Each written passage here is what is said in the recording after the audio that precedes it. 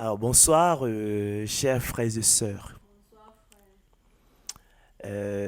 Soyez les bienvenus sur Ange Mbolo TV. Comme toujours, c'est un réel plaisir pour moi de venir à vous, afin qu'ensemble nous nous rendions au pied du Seigneur Jésus-Christ pour partager le pain de vie, la parole de Dieu, la bonne nouvelle de l'élection de la grâce, la bonne nouvelle de la prédestination des élus de Dieu au salut. Chers frères et sœurs, je ne me lasse point de vous enseigner les mêmes choses. Et comme me dirait l'apôtre Paul, pour vous, cela est salutaire. Donc ce soir, nous allons continuer de discuter d'élection de la grâce. Nous allons continuer de discuter de prédestination des élus de Dieu au salut. La conférence de ce soir, je l'ai intitulée Les élus de Dieu et le salut de l'homme. Les élus de Dieu et le salut de l'homme. C'est une conférence qui nous permettra de continuer de partager autour du thème de l'élection de la grâce, de d'ailleurs en faire le tour, hein, même si effectivement on va faire un survol général pour faire effectivement pour nous concentrer en fait autour effectivement de la notion d'élection de la grâce en rapport effectivement avec le salut de l'homme. Qui sont les élus de Dieu? Euh, la Bible en parle-t-elle? Quel est leur privilège?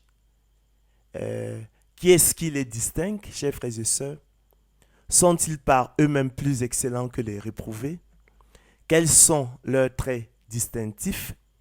Comment les reconnaît-on? Et plus largement, chers frères et sœurs, comment avoir l'assurance que la relation que nous entretenons avec Dieu est véritablement une relation d'élection de la grâce, sans s'abuser soi-même, comme les pharisiens ou encore les hypocrites. Selon qu'il est écrit, et nous irons dans Luc 8, 1 à 18, qui parle effectivement de la parabole de, du semeur et qui nous présente divers types de sols qui correspondent à divers types de cœurs, à divers types de foi. La foi authentique, la foi véritable, dont la foi à salut. Et à côté de la foi authentique, on a la foi éphémère, la foi de l'hypocrite, d'accord? La foi des pharisiens, qui vont comploter contre le Seigneur Jésus-Christ. Et puis même on a les incrédules selon qu'il est écrit. Jésus allait de ville en ville et de village en village, prêchant, chers frères et sœurs, et annonçant la bonne nouvelle du royaume de Dieu. Les 12 étaient avec lui et quelques femmes qui avaient été guéries d'esprits malins et de maladies. Une grande foule s'étant assemblée et des gens étant venus de diverses villes auprès de lui, il dit cette parabole. Un semeur sortit pour semer sa semence. Comme il semait, une partie de la semence tomba le long du chemin. Elle fut foulée aux pieds et les oiseaux du ciel la mangèrent. Une autre partie tomba sur le roc. Quand elle fut levée, elle sécha parce qu'elle n'avait point d'humidité. Une autre partie tomba au milieu des épines. Les épines crurent avec elle et l'étouffèrent. Une autre partie tomba dans la bonne terre. Quand elle fut levée, elle donna du fruit au centuple. Après avoir ainsi parlé, Jésus dit à haute voix, que celui qui a des oreilles pour entendre, entende. Ses disciples, chers frères et sœurs, lui demandèrent ce que signifiait cette parabole. Il répondit, il vous a été donné de connaître les mystères du royaume de Dieu, mais pour les autres, cela leur est dit en parabole, afin qu'en voyant, ils ne voient point, et qu'en entendant, ils ne comprennent point. Voici ce que signifie cette parabole, dit-il. La semence, c'est la parole de Dieu. Ceux qui sont le long du chemin, Ce sont ceux qui entendent, puis le diable vient et enlève de leur cœur la parole de peur qu'ils ne croient et soient sauvés. Ceux qui sont sur le roc, ce sont ceux qui, lorsqu'ils entendent la parole, la reçoivent avec joie. Mais ils n'ont point de racines. Ils croient pour un temps et ils succombent au moment de la tentation.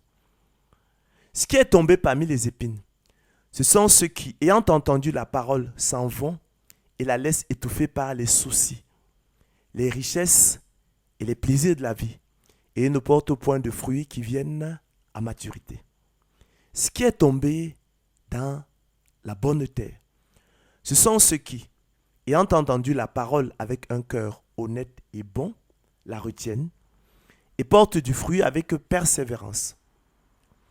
Prenez donc garde, dit-il, à la manière dont vous écoutez, car on donnera à celui qui a, mais à celui qui n'a pas, on ôtera même ce qu'il croit d'avoir. Chers frères et sœurs, relevons d'emblée que la catégorie sotériologique des élus de Dieu est inhérente à l'élection de la grâce. Elle a reçu le témoignage du Seigneur de gloire Jésus-Christ selon qu'il est écrit. La détresse en ces jours-là, dit le Seigneur Jésus-Christ, sera telle qu'il n'y en a point eu de semblable depuis le commencement du monde que Dieu a créé jusqu'à présent et qu'il n'y en aura jamais. Et si le Seigneur n'avait abrégé ces jours, personne ne serait sauvé. Mais il les a abrégés à cause des élus qu'il a choisis. Si quelqu'un vous dit alors, le Christ est ici ou il est là, ne le croyez pas, car il s'élèvera de faux Christ et de faux prophètes. Ils feront de grands prodiges et des miracles au point de séduire, s'il était possible, même les élus. Mais cela n'est pas possible. Voici, je vous l'ai annoncé d'avance, dit le Seigneur Jésus-Christ. Et dans l'épître qu'il adresse à Tite, l'apôtre Paul se présente comme serviteur de Dieu et apôtre de Jésus-Christ pour la foi des élus de Dieu. C'est donc dire, chers frères et sœurs, que la catégorie sotériologique des élus de Dieu est biblique. D'accord? Alors, dans l'épître qu'il adresse aux Romains, l'apôtre Paul, en nous instruisant, chers frères et sœurs, par une comparaison tirée du potier et de l'argile, définit les élus de Dieu comme les vases de miséricorde que Dieu a d'avance préparés pour la gloire, les distinguant ainsi dialectiquement des réprouvés qu'il définit comme les vases de colère formés pour la perdition, selon qu'il est écrit. Je dis la vérité en Christ, je ne mens point, ma conscience m'en rend témoignage par le Saint-Esprit. J'éprouve une grande tristesse et j'ai dans le cœur un chagrin continuel, car je voudrais moi-même être anathème et séparé de Christ pour mes frères, mes parents selon la chair, qui sont israélites, à qui appartiennent l'adoption, et la gloire, et les alliances, et la loi, et le culte, et les promesses, et les patriarches, et qui est issu selon la chair, le Christ qui est au-dessus de toutes choses, Dieu béni éternellement. Amen. Ce n'est point à dire que la parole de Dieu soit restée sans effet. Car tous ceux qui descendent d'Israël ne sont pas Israël. Et pour être les enfants d'Abraham, ils ne sont pas tous sa postérité. Mais il est dit, en Isaac sera nommé pour toi une postérité. C'est-à-dire que ce ne sont pas les enfants de la chair qui sont enfants de Dieu, mais que ce sont les enfants de la promesse qui sont regardés comme la postérité. Voici en effet la parole de la promesse. Je reviendrai à cette même époque et Sarah aura un fils. Et de plus, il en fut ainsi de Rebecca qui conçut du seul Isaac notre père. Car quoique les enfants ne fussent pas encore nés, et qu'ils n'eussent fait ni bien ni mal, afin que le dessein d'élection de Dieu subsistât, sans dépendre des œuvres, et par la seule volonté de celui qui appelle, il fut dit à Rebecca, l'aîné sera assujetti au plus jeune. Selon qu'il est écrit, j'ai aimé Jacob et j'ai haï Ésaü.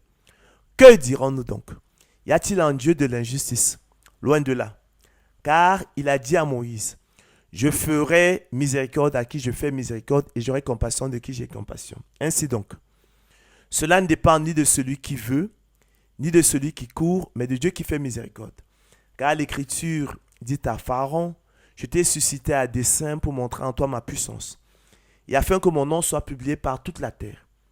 Ainsi, chers frères et sœurs, il fait miséricorde à qui il veut et il endurcit qui il veut.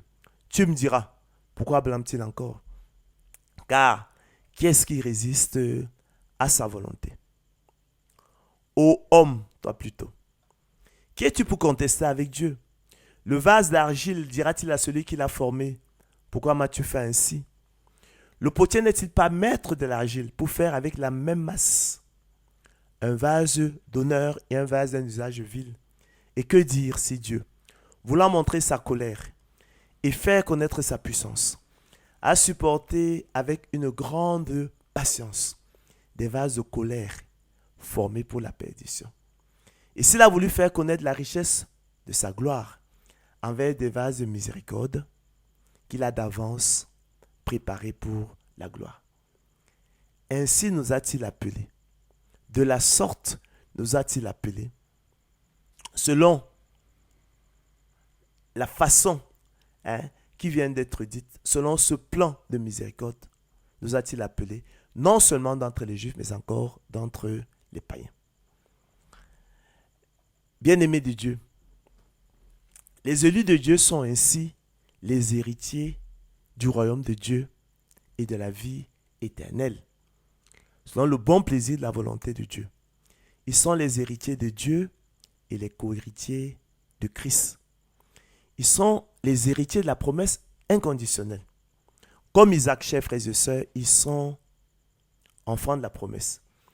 Dieu les a choisis, chers frères et sœurs, avant la fondation du monde. Non pas parce qu'ils étaient saints et irrépréhensibles devant lui, non en raison de leur propre justice, non en raison de leur mérite, non en raison de leur excellence propre, mais selon sa miséricorde, afin qu'ils soient saints et irrépréhensibles devant lui, les ayant prédestinés dans son amour à être ses enfants d'adoption par Jésus-Christ, selon le bon plaisir de sa volonté, afin de montrer dans les siècles à venir l'infinie richesse de sa grâce par sa bonté envers eux en Jésus-Christ, selon qu'il est écrit. J'ai été trouvé, dit l'Éternel, par ceux qui ne me cherchaient pas. Je me suis manifesté à ceux qui ne me demandaient pas. À cet égard, chers frères et sœurs, l'apôtre Paul, après avoir rappelé opportunément aux élus de Dieu que dans leur mort spirituelle, qui leur était commune avec les réprouvés, selon qu'il est écrit, vous étiez morts par vos offenses et par vos péchés dans lesquels vous marchiez autrefois, selon le train de ce monde, selon le prince de la puissance de l'air, de l'esprit qui agit maintenant dans les fils de la rébellion. Nous tous aussi, nous étions de leur nombre, et nous vivions autrefois, selon les convoitises de notre chair, accomplissant les volontés de la chair et de nos pensées, et nous étions par nature des enfants de colère comme les autres. Car nous aussi, nous étions autrefois insensés, désobéissants, égarés, asservis à toute espèce de convoitise et de volupté, vivant dans la méchanceté et dans l'envie, dignes d'être haïs et nous haïssant les uns les autres. Il n'en était point plus excellent, selon qu'il est écrit. Quoi donc, sommes-nous plus excellents? Nullement. Car nous avons déjà prouvé que tous sont sous l'empire du péché. Explique-t-il, selon qu'il est écrit. Il n'y a point de juste, pas même un seul.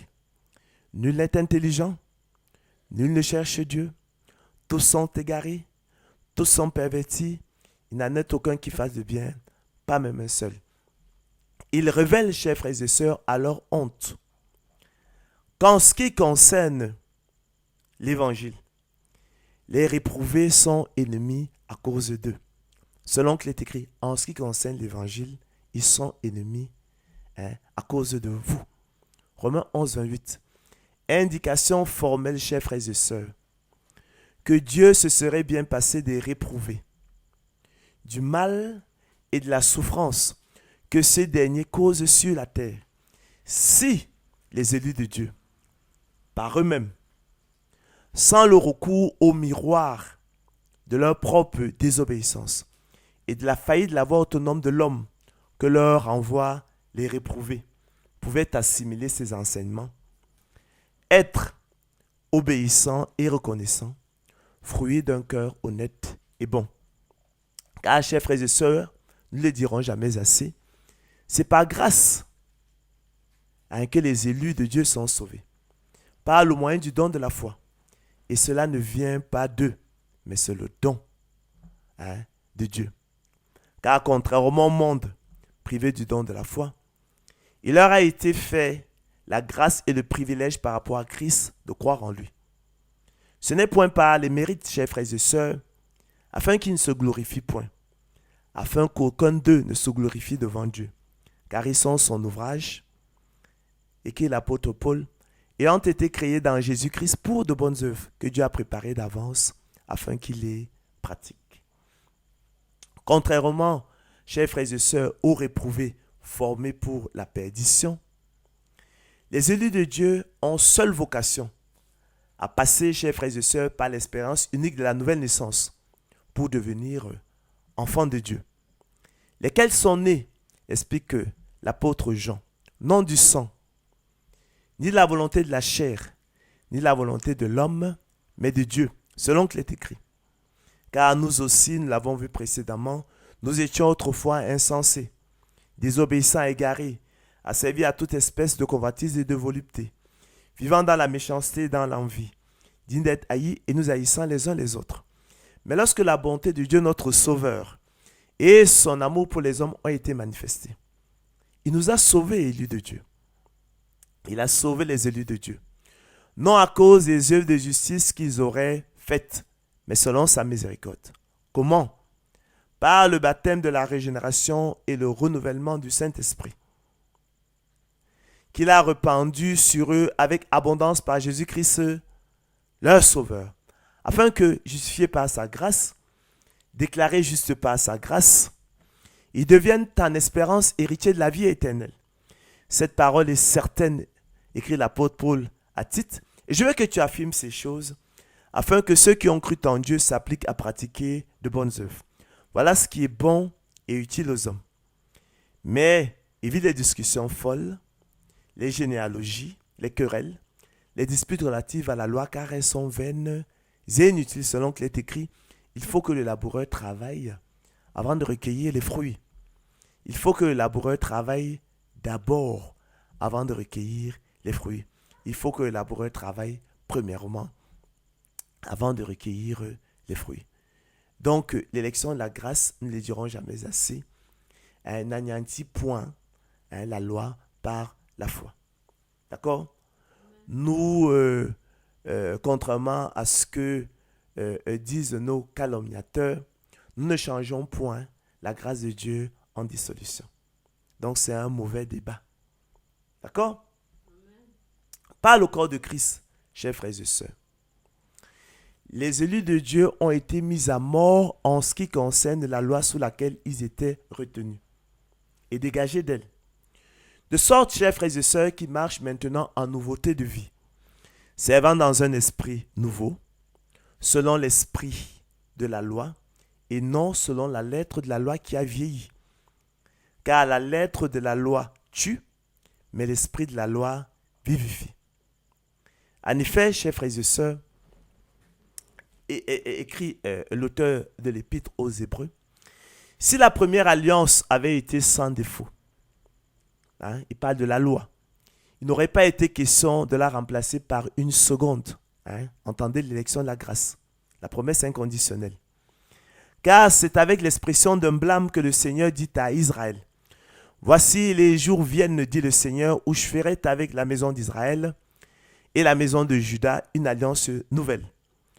Non comme l'alliance que je traitais avec leur père, le jour où je les saisis par la main pour les faire sortir du pays d'Égypte. Car ils n'ont pas persévéré dans mon alliance, et moi aussi, je ne me suis pas soucié d'eux, dit le Seigneur. Mais voici l'alliance que je ferai avec la maison d'Israël. Après ces jours-là, dit le Seigneur, je mettrai mes lois dans leur esprit, je les écrirai dans leur cœur, et je serai leur Dieu, et ils seront mon peuple. Aucun n'enseignera plus son concitoyen, ni aucun son frère, en disant connaît le Seigneur. Car tous me connaîtront, depuis le plus petit jusqu'au plus grand d'entre eux. Parce que je pardonnerai leur iniquité et que je ne me souviendrai plus de leurs péchés. En disant, chers frères et sœurs, une alliance nouvelle, il a déclaré la première ancienne. Or, chers frères et sœurs, poursuit-il, ce qui est ancien, ce qui a vieilli, est près de disparaître. Mais maintenant, chers frères et sœurs, Jésus-Christ a obtenu un ministère d'autant supérieur à celui de Moïse, c'est-à-dire à la loi, qu'il est le médiateur d'une alliance plus excellente, qui a été établie sur de meilleures promesses. Chers frères et sœurs, les Écritures désignent aussi les élus de Dieu sous le vocable des appelés, selon qu'il est écrit. Ils combattront contre l'agneau, et l'agneau les vaincra. Parce qu'il est le Seigneur des seigneurs et le roi des rois. Et les appelés, les élus, et les fidèles qui sont avec lui les vaincront aussi. Dans l'épître qu'il adresse aux Romains, dans une suite de questions rhétoriques, l'apôtre Paul pousse la hardiesse jusqu'à dire: qui accusera les élus de Dieu? Qui les condamnera? Pour leur donner, chers frères et sœurs, cette assurance que ni la mort, ni la vie, ni les anges, ni les dominations, ni les choses présentes, ni les choses à venir, ni les puissances, ni la hauteur, ni la profondeur, ni aucune autre créature ne pourra les séparer de l'amour de Dieu manifestant en Jésus-Christ leur Seigneur, selon qu'il est écrit. Nous savons du reste que toute chose concourt au bien de ceux qui aiment Dieu, de ceux qui sont appelés selon son dessein. Car ceux qu'il a connus d'avance, ceux qu'il a aimés d'avance, ceux qu'il a choisis d'avance, il les a aussi prédestinés à être semblables à l'image de son Fils, afin que son Fils fût le premier d'entre plusieurs frères. Et ceux qu'il a prédestinés, il les a aussi appelés. Et ceux qu'il a appelés, il les a aussi justifiés. Et ceux qu'il a justifiés, il les a aussi glorifiés. Que dirons-nous donc à l'égard de ces choses, dit l'apôtre Paul. Si Dieu est pour nous, élu de Dieu, qui sera contre nous? Lui qui n'a point épargné son propre Fils, mais qui l'a livré pour nous tous, comment nous donnera-t-il pas aussi toutes choses avec lui? Qui accusera les élus de Dieu? C'est Dieu qui justifie. C'est Dieu qui déclare juste. Qui les condamnera? Christ est mort, bien plus il est ressuscité. Il est à la droite de Dieu et il intercède pour nous. Qui nous séparera de l'amour de Christ? Sera-ce la tribulation, ou l'angoisse, ou la persécution, ou la faim, ou la nudité, ou le péril, ou l'épée? Selon qu'il est écrit. C'est à cause de toi qu'on nous met à mort tout le jour, qu'on nous regarde comme des brebis destinées à la boucherie. Mais dans toutes ces choses, nous sommes plus que vainqueurs par celui qui nous a aimés.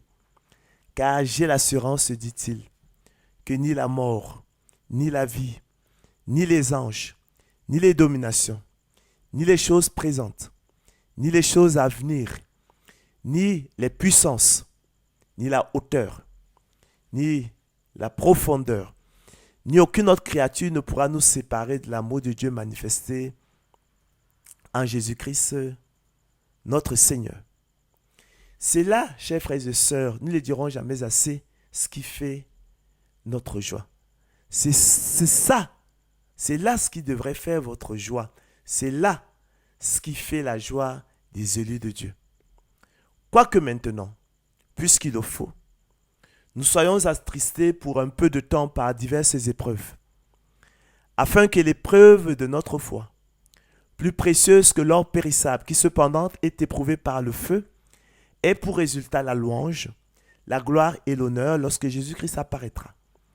Lui que nous aimons sans l'avoir vu, en qui nous croyons sans le voir encore, nous réjouissons d'une joie ineffable et glorieuse parce que nous obtiendrons, chers frères et sœurs, le salut de nos âmes pour prix de notre foi.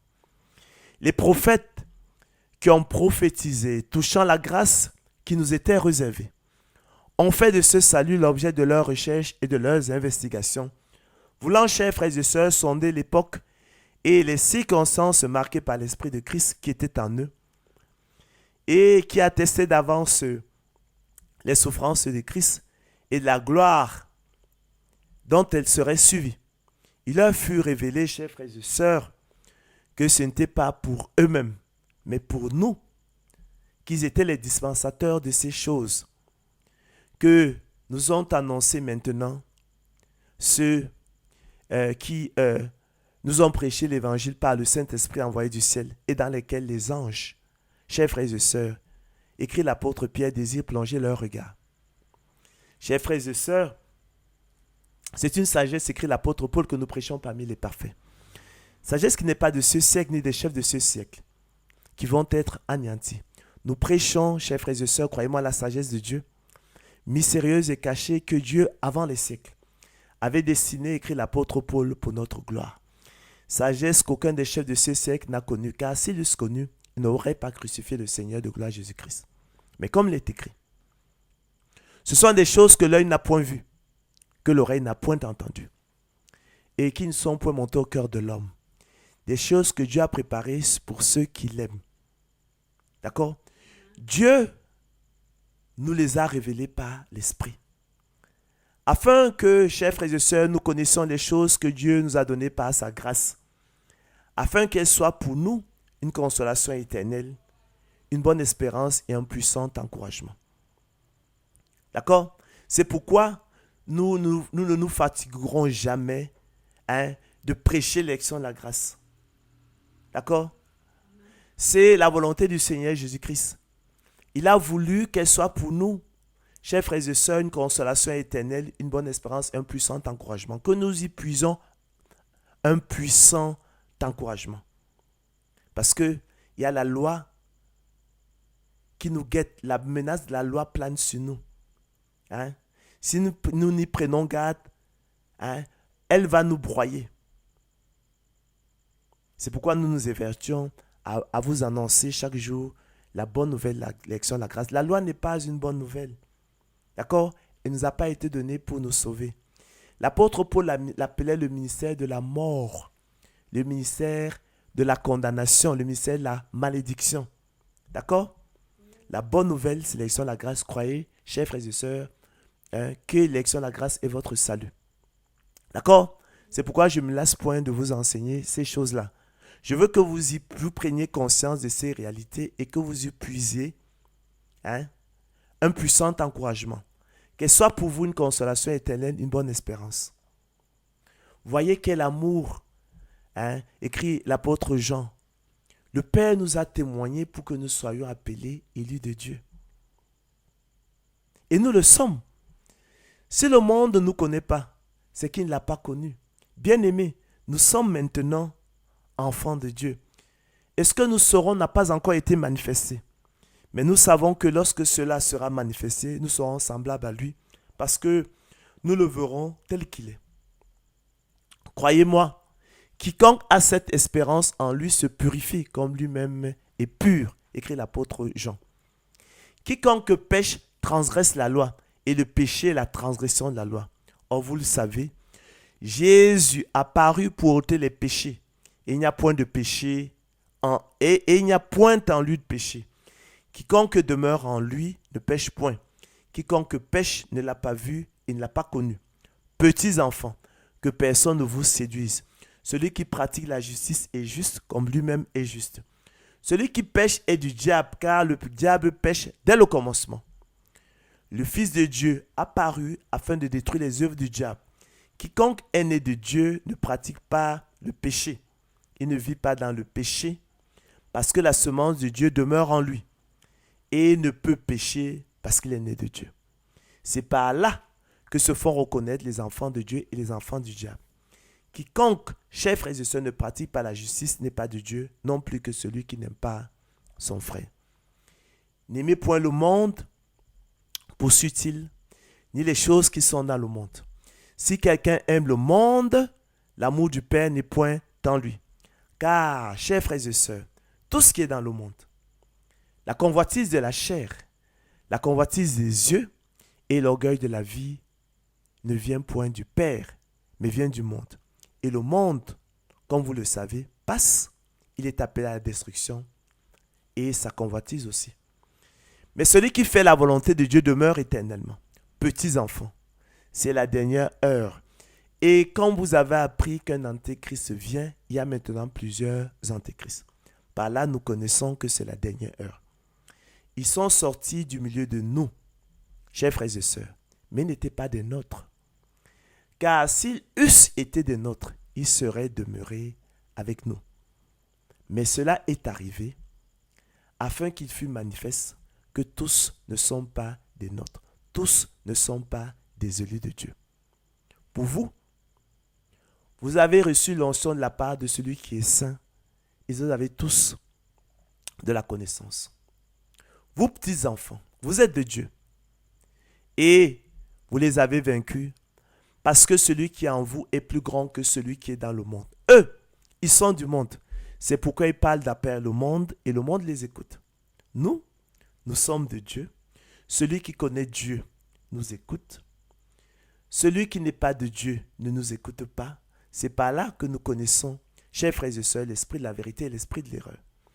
Car la grâce de Dieu, croyez-moi, source de salut, a été manifestée. Elle nous enseigne à renoncer à l'impiété et au convoitise mondaine et à vivre dans le siècle présent selon la sagesse, la justice et la piété, en attendant la bienheureuse espérance et la manifestation de la gloire du grand Dieu et de notre Seigneur Jésus-Christ, qui s'est donné lui-même pour nous, afin de nous racheter de toute iniquité et de se faire un peuple qui lui appartienne, purifié par lui et zélé pour les bonnes œuvres.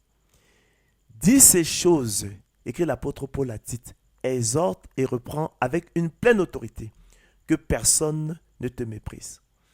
Ainsi donc, chers frères et sœurs, téléspectateurs de Anjombolo TV, comme des élus de Dieu, saints et bien-aimés, revêtez-vous, écrit l'apôtre Paul dans l'épître qu'il adresse aux Colossiens, d'entrailles de miséricorde, de bonté, d'humilité, de douceur et de patience. Un élu de Dieu doit être saint car il est bien-aimé. Il doit être rempli de miséricorde parce que Dieu lui a fait miséricorde. Il doit être rempli de bonté. Il doit être rempli d'humilité parce qu'il n'a aucun mérite. Rempli de douceur, rempli de patience pour pouvoir persévérer. Selon qu'il est écrit, nous l'avons dit précédemment, il faut que le laboureur travaille avant de recueillir les fruits. Il faut que le laboureur travaille d'abord, avant de recueillir les fruits. Il faut que le laboureur travaille premièrement, pour reprendre Darby, avant de recueillir les fruits. Mais quelqu'un dirait, mais pour se saisir par la foi de son élection divine, il faudrait au préalable avoir l'assurance d'être du nombre des élus de Dieu.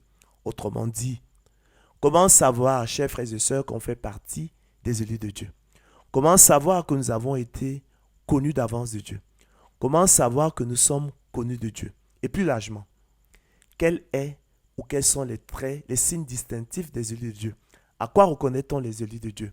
Comment savoir, je l'ai dit, que la relation que nous entretenons avec Dieu est véritablement une relation d'élection de la grâce, sans s'abuser soi-même, comme les pharisiens, les hypocrites, et ceux-là qui se retireront du milieu de nous, parce que Dieu ne les connaît pas.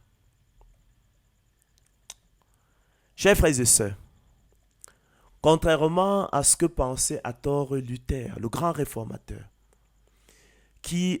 à qui nous devons beaucoup de choses, lui qui a remis effectivement la parole de Dieu au centre de notre foi. Luther qui malheureusement dans sa confusion mentale et sa crainte maladive affirmait qu'il était impossible à l'homme de son vivant de savoir s'il était du nombre des élus de Dieu, s'il avait été connu d'avance de Dieu, s'il était connu de Dieu. L'Écriture, croyez-moi, chers frères et sœurs, affirme explicitement que l'amour de Dieu, l'amour pour Dieu, constitue le signe distinctif par excellence des élus de Dieu. D'accord? Hein? Autrement dit, seuls les élus de Dieu peuvent aimer Dieu. D'accord? Selon qu'il est écrit, mais l'homme animal ne reçoit pas les choses de l'Esprit de Dieu. Mais l'homme animal n'accepte pas les choses de l'Esprit de Dieu. Mais l'homme animal refuse les choses de l'Esprit de Dieu. Pourquoi? Car elles sont une folie pour lui. Et il ne peut les connaître, il ne peut les aimer parce que c'est spirituellement qu'on en juge. Donc, l'Écriture affirme explicitement que l'amour pour Dieu constitue le signe distinctif par excellence des élus de Dieu, selon qu'il est écrit, si quelqu'un aime Dieu, celui-là est connu de lui, celui-là est aimé de lui. 1 Corinthiens 8, 3. Et nous savons du reste que toute chose, nous l'avons dit précédemment, concourt au bien de ceux qui aiment Dieu, de ceux qui sont appelés selon son dessein. D'accord? Appel interne particulier et efficace de l'Éternel Dieu. Car ceux qu'il a connus d'avance, ceux qu'il a aimés d'avance, ceux qu'il a choisis d'avance, il les a aussi prédestinés à être semblables à l'image de son Fils, afin que son Fils fût le premier-né entre plusieurs frères. Et ceux qu'il a prédestinés les a aussi appelés, ceux qu'il a appelés les a aussi justifiés, ceux qu'il a justifiés les a aussi glorifiés. On parle ici des élus de Dieu. Ce sont les appelés. D'accord? D'accord?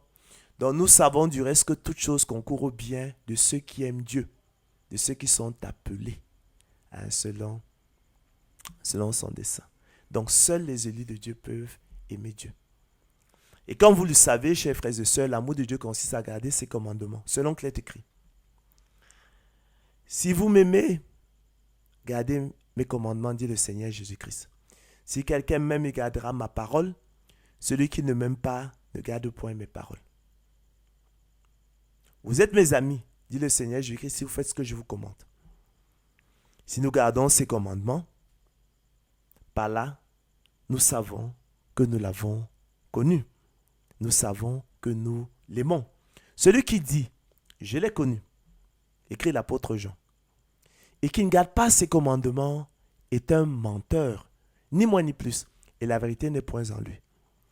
Mais celui qui garde sa parole, l'amour de Dieu est véritablement parfait en lui. Par là, chers frères et sœurs, élus de Dieu, nous savons que nous sommes en lui. Nous avons l'assurance que la relation que nous entretenons avec le Seigneur Jésus-Christ est véritablement une relation d'élection de la grâce. Nous savons que nous sommes la bonne terre, le bon sol. D'accord?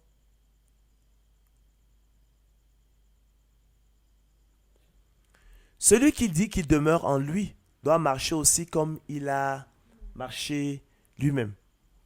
Et cela, chers frères et sœurs, l'homme animal dans sa mort spirituelle en est bien incapable. D'accord? Selon que les écrits nous l'avons dit, mais l'homme animal ne reçoit pas les choses de l'Esprit de Dieu. Mais l'homme animal n'accepte pas les choses de l'Esprit de Dieu. Mais l'homme animal refuse les choses de l'Esprit de Dieu. Car elles sont une folie pour lui et il ne peut les connaître, il ne peut les aimer. Parce que, chers frères et sœurs, c'est spirituellement qu'on en juge. Donc, il faut distinguer alors dialectiquement les élus de Dieu et les reprouvés. Donc, les enfants de Dieu et l'homme animal. L'homme animal qui est étranger à la vie de Dieu, qui ne reçoit pas les choses de l'Esprit de Dieu, qui ne les accepte pas, qui ne les refuse pas, parce que pour lui c'est de la folie, ça n'a pas de sens, et qui ne peut les connaître, qui ne peut les aimer parce que c'est spirituellement qu'on en juge. Donc lui, il ne peut pas aimer Dieu. D'accord? À l'opposé, on a donc les élus de Dieu, qui eux seuls peuvent aimer Dieu. C'est pourquoi on dira donc que le signe distinctif des élus de Dieu, c'est l'amour de Dieu. Lequel amour consiste à garder les commandements de Dieu. D'accord? C'est par là, fondamentalement, chers frères et sœurs, que se font reconnaître les élus de Dieu et les reprouver. C'est souligné donc, chers frères et sœurs, que seuls les élus de Dieu peuvent aimer Dieu. En effet, dans sa mort spirituelle, le monde est étranger à la vie de Dieu. Il est incurablement ennemi de Dieu. D'accord? Chers frères et sœurs, outre l'amour de Dieu, qui consiste à garder ses commandements, et le sceau du Saint-Esprit, selon qu'il est écrit, vous avez été scellés du du Saint-Esprit qui avait été promis, lequel est un gage de notre héritage pour la rédemption de ce que Dieu s'est acquis à la louange de sa gloire. Et si quelqu'un n'a pas l'Esprit de Christ, il ne lui appartient pas. Le sceau du Saint-Esprit qui malheureusement n'est pas visible pour l'œil humain. L'Écriture présente une dizaine d'autres signes complémentaires. Traits de famille chez les enfants de Dieu et qui permet de s'assurer que la relation que nous entretenons avec le Seigneur Jésus-Christ est véritablement une relation d'élection de la grâce. Mais tout fondamentalement tout ce qu'on va dire tourne autour de l'amour de Dieu. Amour qui consiste à garder ses commandements. En fait, fondamentalement, c'est cela. Nous allons peut-être donner des détails, mais fondamentalement, c'est cela. L'observation de la parole de Dieu, l'observation de ses préceptes en signe, effectivement, d'amour de Dieu. D'accord? Ainsi, chers frères et sœurs, nous avons l'assurance de notre élection divine. Si nous croyons au nom du Fils de Dieu, au nom du Fils unique de Dieu selon qu'il est écrit. Je vous ai écrit ces choses afin que vous sachiez que vous avez la vie éternelle, vous qui croyez au nom du Fils de Dieu. Écrit l'apôtre Jean. En effet, chers frères et sœurs, il ne saurait y avoir de relation d'élection de la grâce sans une foi sincère en Christ. Une foi qui le reconnaît comme le Fils de Dieu, envoyé afin d'être notre Sauveur et notre Seigneur. Chers frères et sœurs, nous avons l'assurance de notre élection divine si nous couronnons et honorons Christ comme roi et Seigneur de nos vies. Et si nous efforçons d'obéir sincèrement à ses commandements et de les garder. Donc vous voyez que tout ça tourne autour de l'observation et des commandements de Dieu. On a dit que l'amour de Dieu consiste à garder ses commandements. Nous avons l'assurance, chers frères et sœurs, de notre élection divine si nous aimons le Père et le Fils, plutôt que le monde. Et si nous triomphons des influences de ce monde de ténèbres, selon qu'il est écrit, adultères que vous êtes. Ne savez-vous pas que l'amour du monde est inimitié contre Dieu? Celui donc qui veut être ami du monde se rend ennemi de Dieu. N'aimez point le monde, nous l'avons dit précédemment, ni les choses qui sont dans le monde. Si quelqu'un aime le monde, l'amour du Père n'est point en lui. Car tout ce qui est dans le monde, la convoitise de la chair, la convoitise des yeux et l'orgueil de la vie, ne vient point du Père, mais vient du monde. Et le monde passe. Il est appelé à la destruction. Et sa convoitise aussi.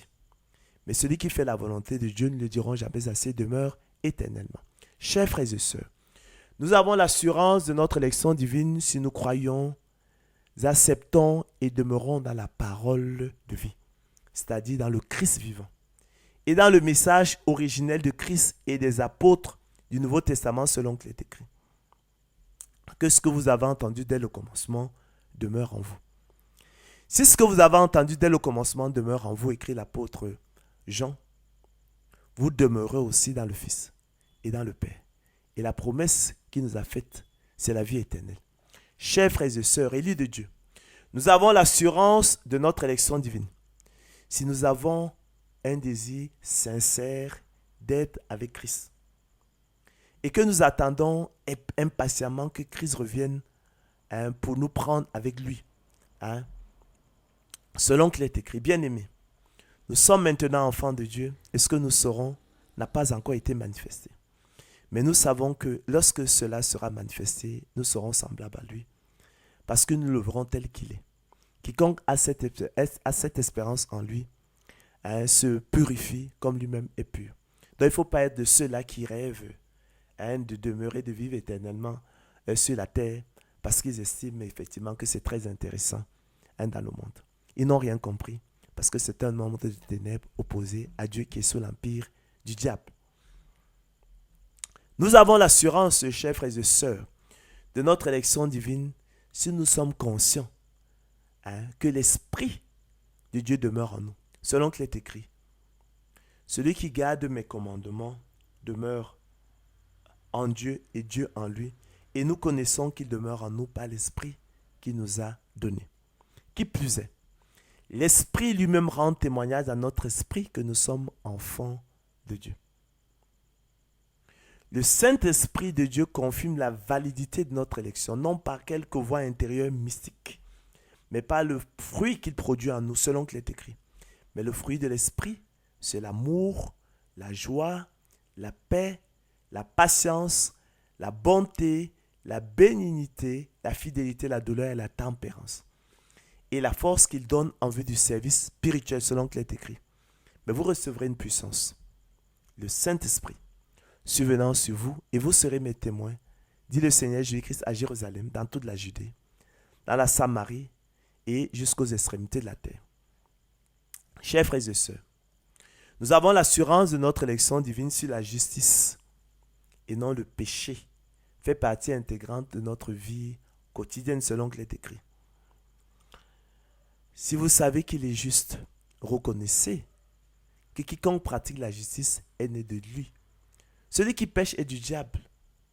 Nous avons l'assurance de notre élection divine si nous aimons nos frères et sœurs, selon qu'il est écrit.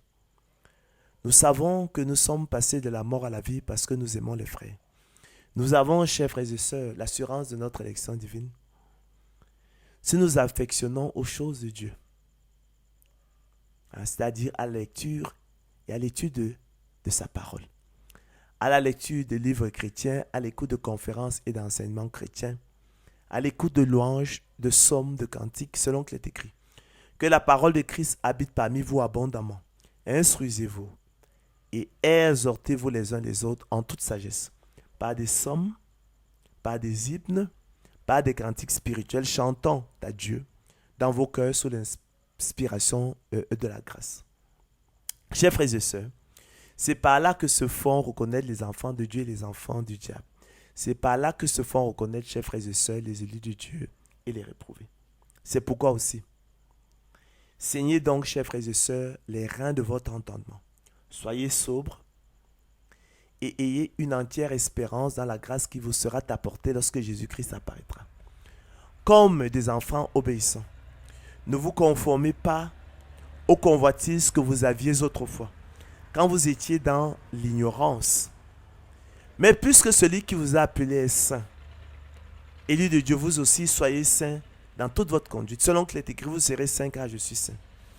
Et si vous invoquez comme Père, celui qui juge selon l'œuvre de chacun, sans acception de personne, conduisez-vous avec crainte pendant le temps de votre pèlerinage.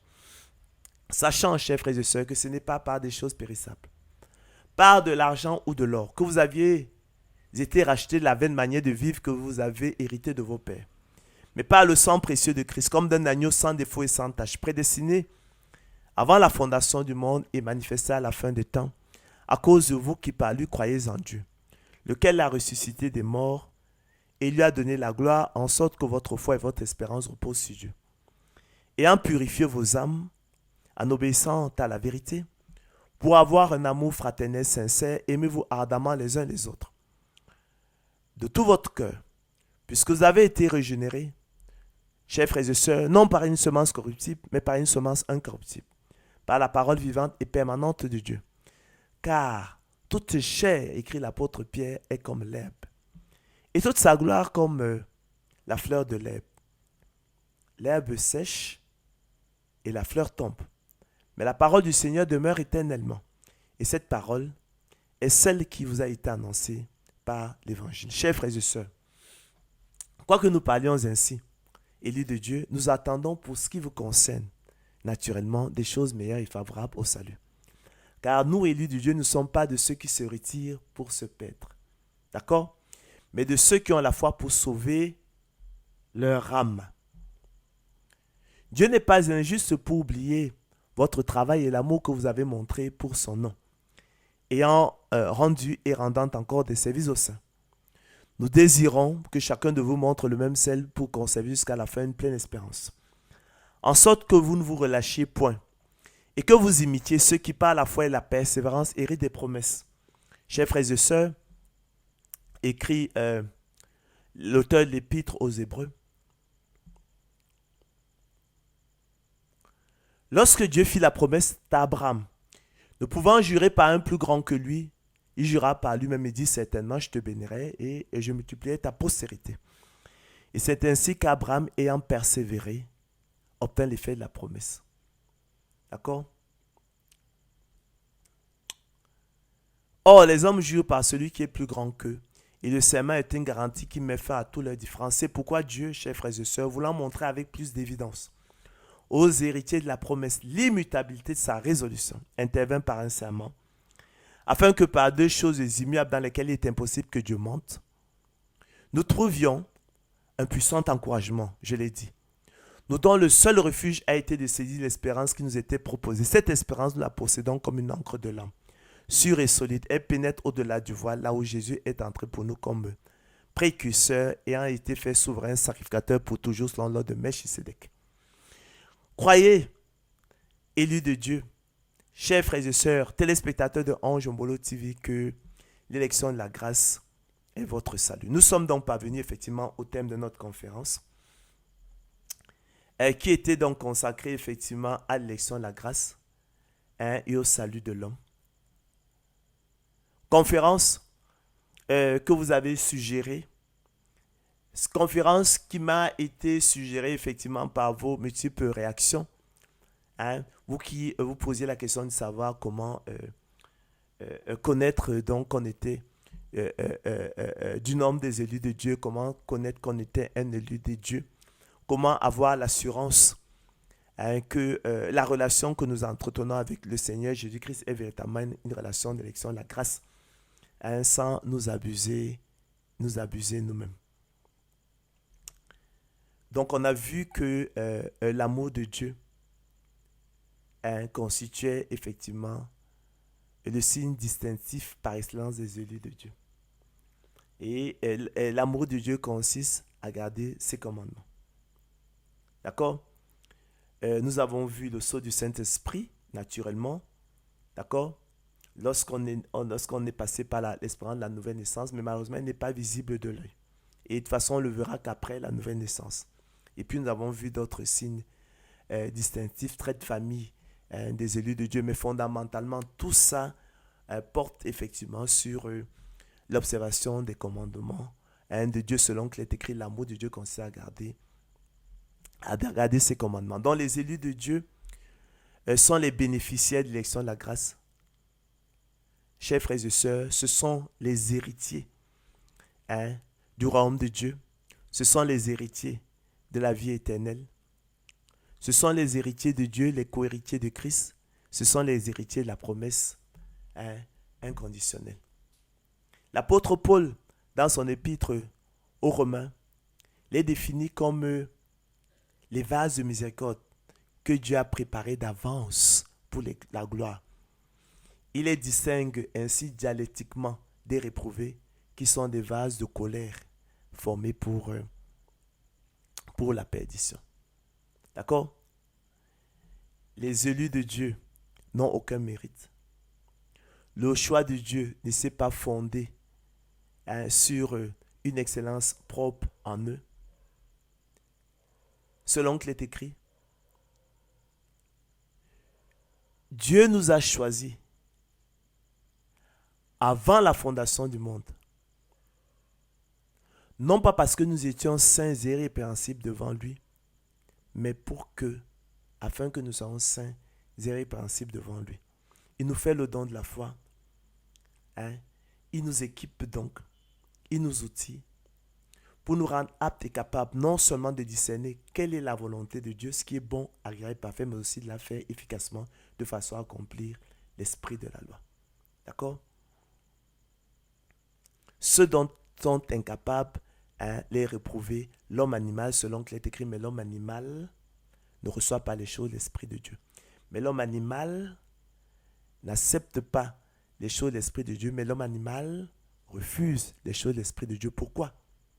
Pourquoi les refuse-t-il? Pourquoi les rejette-t-il? Parce qu'elles sont une folie pour lui. Pour lui, c'est de la folie. Et il ne peut les connaître, il ne peut les aimer parce que c'est spirituellement qu'on en juge. Or, lui, il est spirituellement mort. D'accord?